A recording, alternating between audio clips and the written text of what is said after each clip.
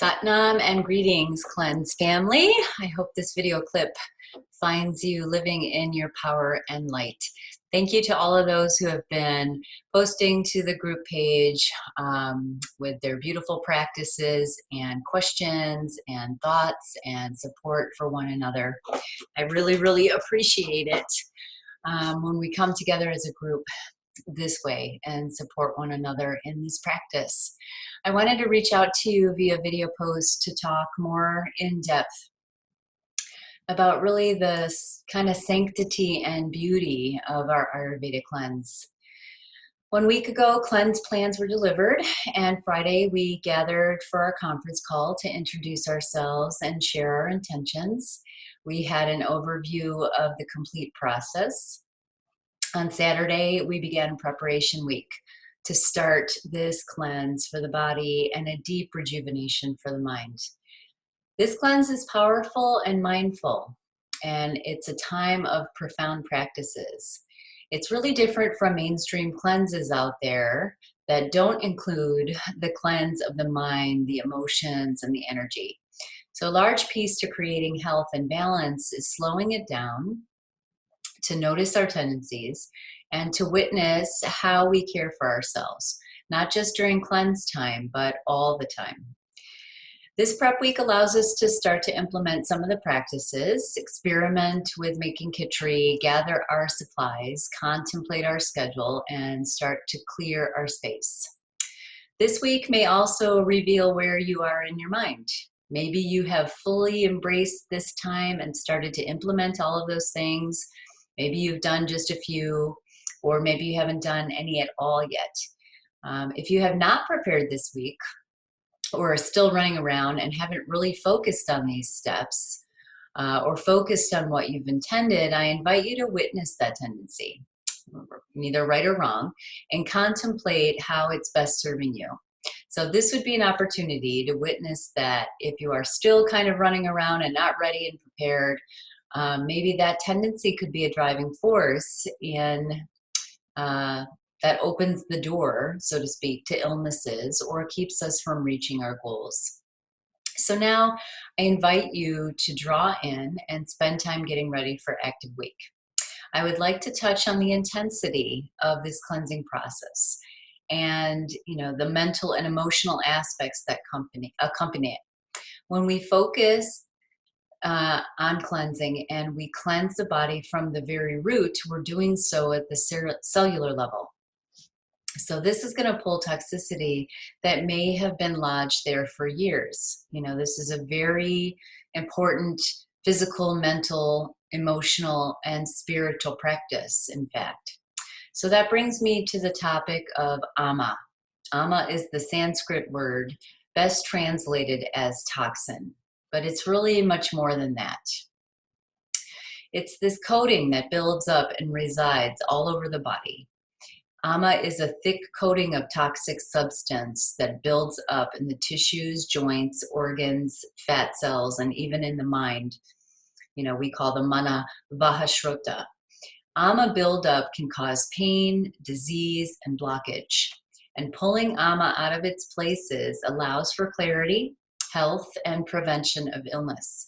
It may also take a few seasons of routine cleansing to access deeper and deeper levels of this toxicity. And that's why each time you cleanse, you can have a different experience, as Amy mentioned in her post today.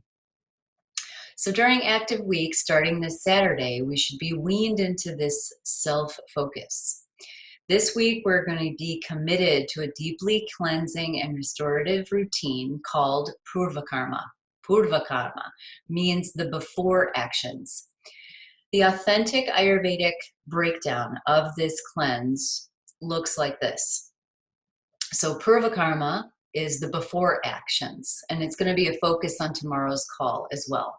It includes 8 days of ahara, dinacharya, which is the focused daily routines, and snehana, oleation.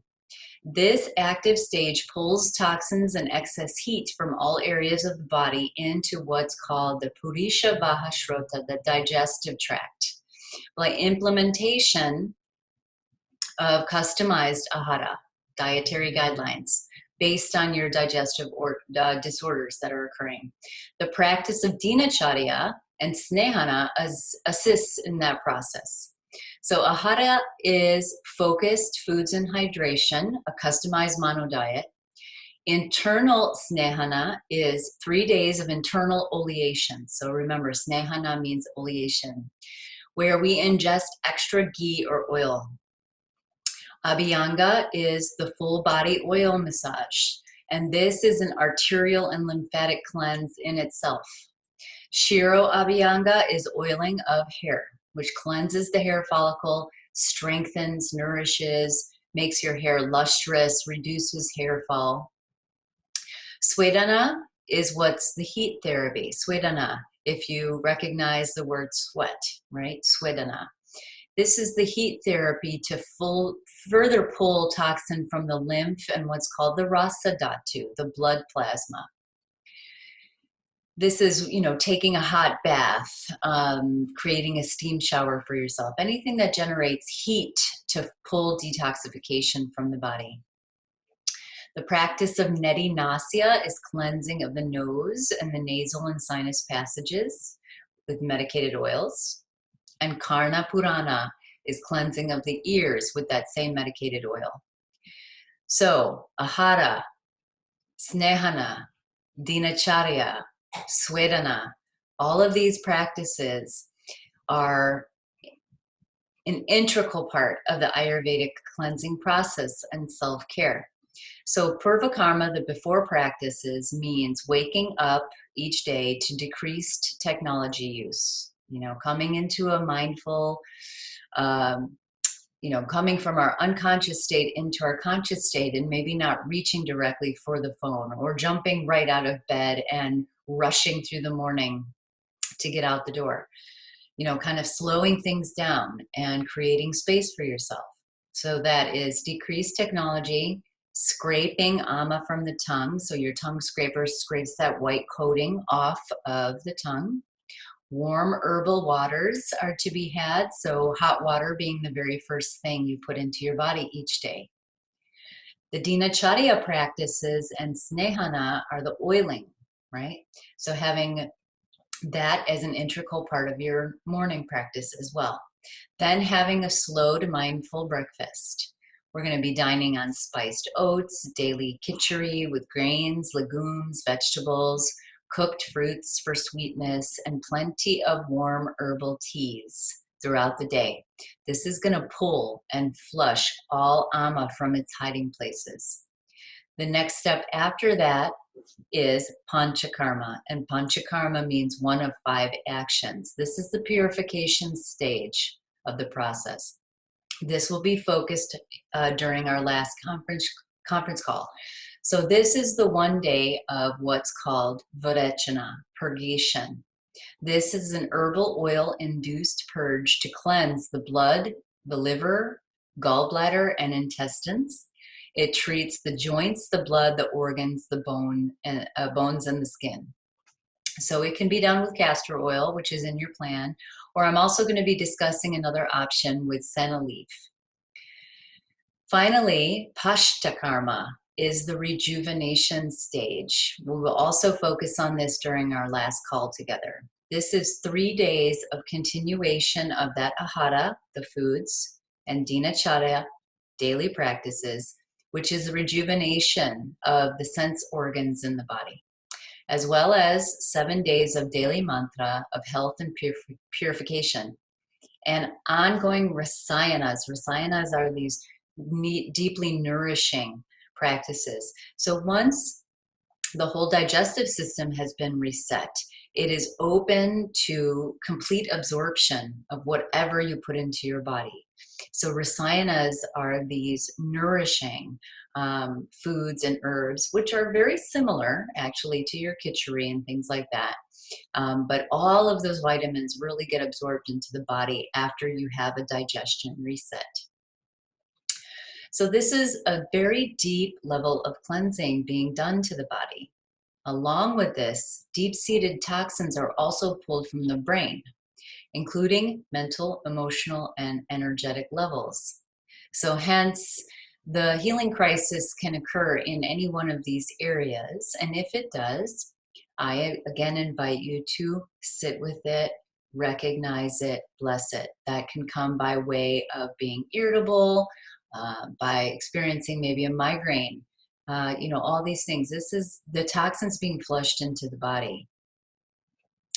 So these oiling practices were once only reserved for royalty in ancient times. So think about that, all that beautiful oil through the skin and in the hair, giving yourself that massage, that love. These practices are really, really deep and profound.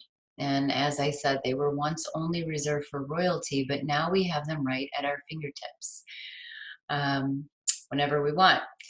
So I realize I'm throwing a lot of Sanskrit words in here, but I felt that it's important to introduce the authenticity of this practice to those who are new and to offer a deeper scope for those who may have been caring for themselves in this way with our group for a few years now.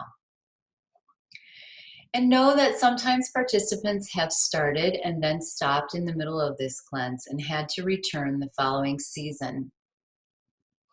And that is absolutely okay. Each season, we will experience something different.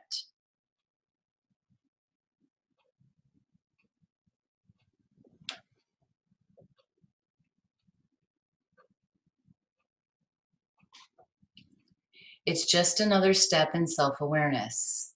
There's a reason why this cleanse is often done in solitude, right? My Panchakarma in India, when I was learning this process back in 2015, meant that I ate each meal alone and in silence. There was to be no loud speaking, excessive talking, or laughing.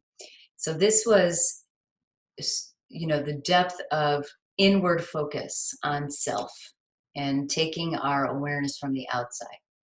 I've shared the blog of my whole experience a few times within this group, so I understand the level of focus that it requires.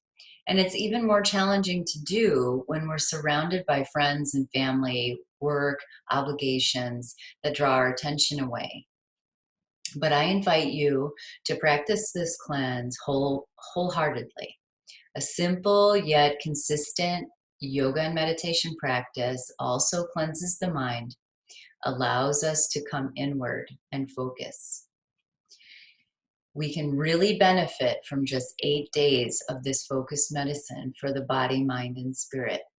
And after 8 days of mindfully pulling all this ama from joints, blood, fat cells, organs, and even the mind, we complete it with purgation. The purgation process is a pivotal piece of an Ayurveda cleanse as well. But it's important for you to know that if you've not followed all the other practices, you must not complete the purgation piece. This can make you really ill. So these steps and instructions serve a profound purpose. Eliminating ama is not just the built-up coating in the system, but it's also in the cloudiness of our mind. So it clarifies thought. Say you're having trouble thinking clearly, or memory is slow. We're also clarifying our thought processes. So picture a dusty and dirty mirror that you can barely see in. Doesn't allow a clear reflection.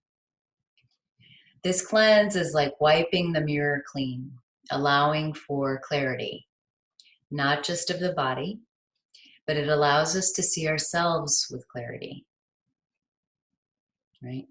It allows us to see our tendencies, to see our addictions, to see if maybe we're overbooked, to see if we lack motivation in self-care, or if we just find it a challenge as well.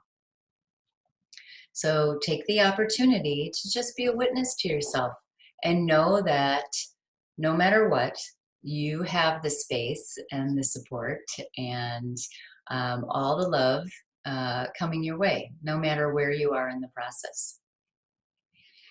So this cleanse also restores healthy energy levels. It lowers the risk of illness, and it prepares our whole system for an upcoming shift in temperatures and the climate too.